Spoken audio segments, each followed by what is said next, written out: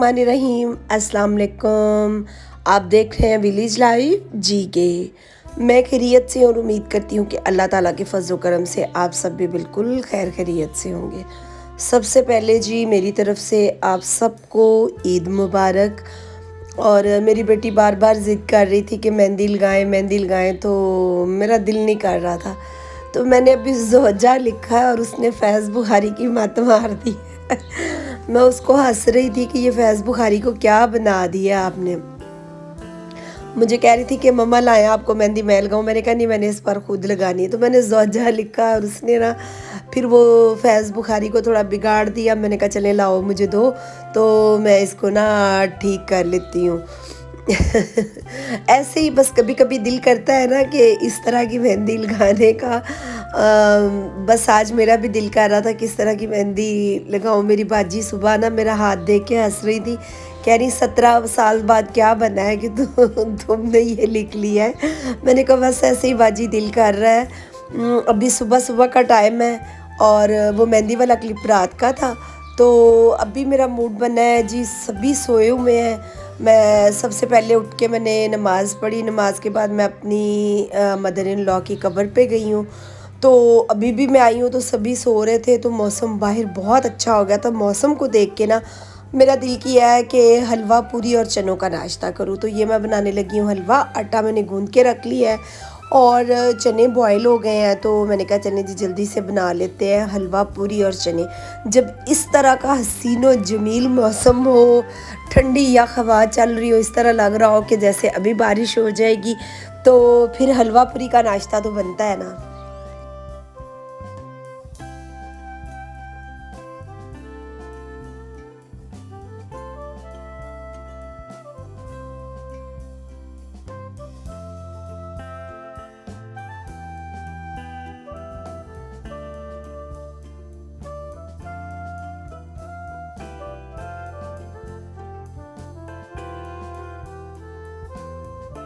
ले जी, झटपट से मैंने बना लिया है हलवा।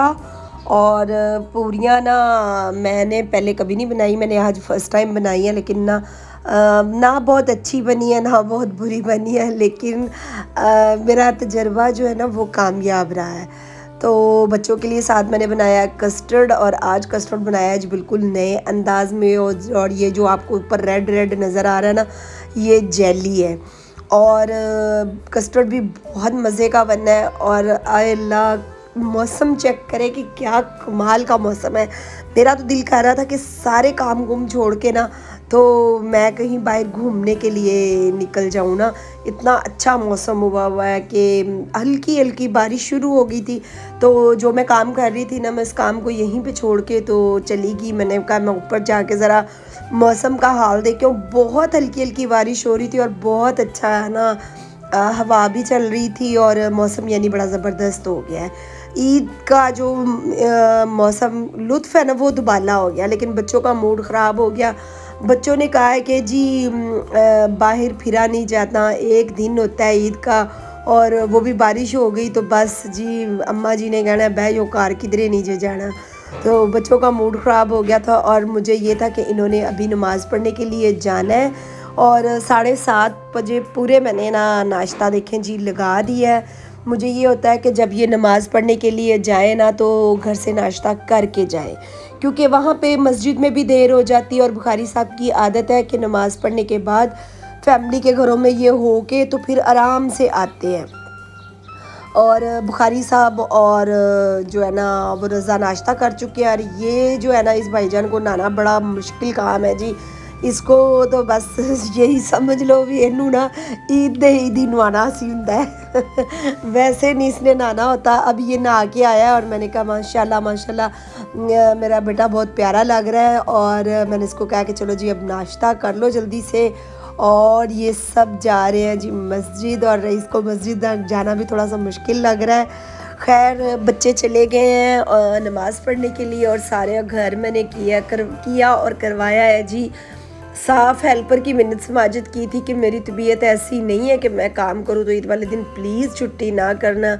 तो बड़ी अच्छी मेरी हेल्पर है जी, बात उसकी समझ में आ गई है। और ये देखे मेरी बेटी के काम, मेकअप मुकअप करके हर चीज़ खलारा खलोरा डाल के रख के चली गई। अब मैंने ना कमरा अपना साफ़ है और मैंने उसको कहा है कि ये चीज़ें उठा लो। और इतने इजी से कपड़े उसने पहने हैं ना कि हालांकि मौसम इतना अच्छा है और उसका दिल नहीं कर रहा था जी कोई और कपड़े पहनने का। कह रही थी मैं बड़ा खुद को हल्का फुल्का महसूस करना चाह रही हूँ, मैं कोई भारी भरकम और ये कपड़े नहीं मैंने पहने। मैंने कहा चलें जी, जैसे आपको अच्छा लगे ना आप वही करो, मेरी बात नहीं सुननी आपने। कह रही थी ठीक है मम्मा, मैं बस अपनी मर्ज़ी करूँगी। और इधर अब मैं फ़्री हो गई हूँ, घर माशाल्लाह माशाल्लाह सारा साफ़ सुथरा हो गया और बच्चे आ गए हैं जी मस्जिद से। और आते ही सबसे पहले उन्होंने कस्टर्ड खाया, अब फांटा और लेज़ चल रही है।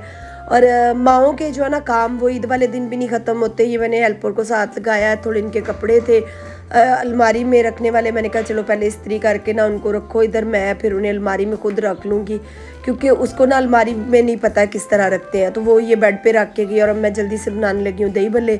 मैंने कहा जल्दी से बना के रख दूँ क्योंकि मीठे से भी ना दिल उकता आ जाता है। और जब मैंने ये दही भल्ले बनाए ना तो साथ ही जी मैंने पुलाव बनाया। पुलाव बनाने के साथ साथ मैंने बिरयानी कह रही हूँ कढ़ाई बनाई है, क्योंकि ईद वाले दिन ना बच्चे नहीं इतना खाना खाते। हमारे घर का सिस्टम इस तरह का कि कोई ना कोई आ जाता है तो फिर अच्छा नहीं लगता। तो आम दिन जो है ना वो फिर भी किचन के बाहर थोड़े गुजर जाते हैं, लेकिन कोई इस तरह का त्यौहार हो ना स्पेशली मेरा तो जी बस किचन में ही गुजरता है। और मैंने बड़े सिंपल से ब्लैक सूट है मेरा, मैंने वो पहना हुआ है क्योंकि मुझे पता है कि जब मैं किचन में से फ्री होंगी ना फिर ही कुछ करूँगी, ऐसे मज़ा भी नहीं आता। और जितना अच्छा मौसम था ना, आज दिल कर रहा था कि आज ना खामन कहे कि जा बेगम तेनू किचन तो छुट्टी हूँ, पर नहीं आज खामन ने है नहीं किया।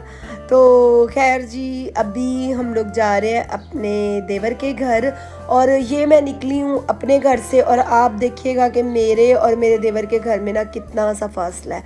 और अभी तकरीबन 2:30-3 बजे का टाइम है और मौसम अब भी बड़ा अच्छा ज़बरदस्त।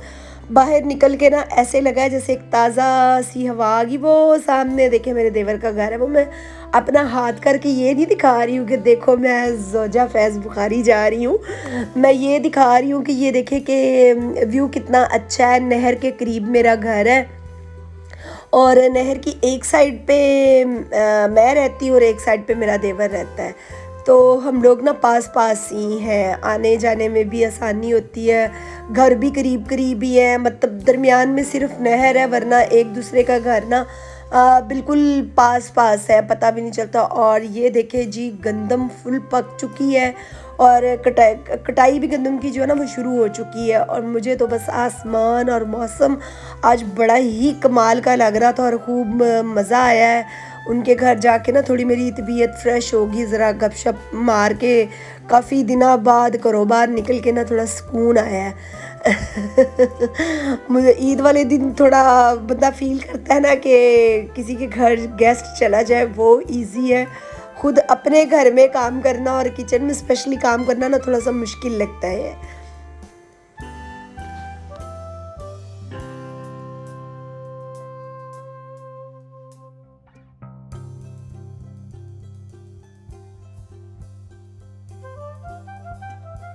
अभी घर वापस आई, आते ही बुखारी साहब ने फिर कहा कि एक बंदे के लिए ना जल्दी से खाना गर्म करके दे दो। मैंने कहा हाय हाय, जिथों स्टोरी रुकी सी ना वो तो फिर शुरू हो गई। और मैंने जल्दी से ऊपर सालन गर्म करने के लिए रखा और मेरा सर में ना बहुत दर्द हो रहा था। और दूध आज ज़ाहिर है हेल्पर काम करके चली गई थी, दूध भी बाहर पड़ा था, मैंने कहा कहीं ख़राब भी ना हो जाए। खाना वगैरह देकर मैंने कहा चलो जी जो बच्चे कुछ दही बल्ले हैं अब मैं वो खा लेती हूँ। और बच्चे चले गए अपनी ताई अम्मी के घर और घर में फिर से सन्नाटा। काम कुम करवाने के बाद अब बुखारी साहब अपनी और मेरी बना के लाए हैं अच्छी सी ज़बरदस्त सी चाय। और ये जी मग उल्टे लेके आए हैं, अपने मग में मेरी और मेरे मग में अपनी। चलो जी कोई गल नहीं, कदी कदी साड़ी भी काम करके मत मारी जाती है, अज बुखारी साहब की भी मत मारी गई है।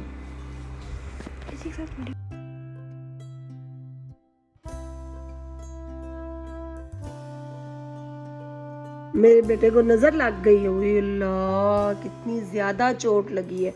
ये भी लगी है, ये भी लगी कैसे है मुझे बताओ।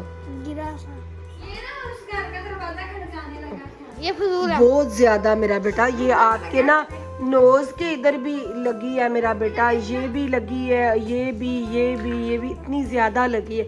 आइंदा आप गली में इस तरह भाग के नहीं जाओगे, ठीक है। वहाँ से सुनना, वहाँ पे ना। चुप चुप, आप चुप करो, आप चुप करो, आपका कोई काम नहीं पड़े में।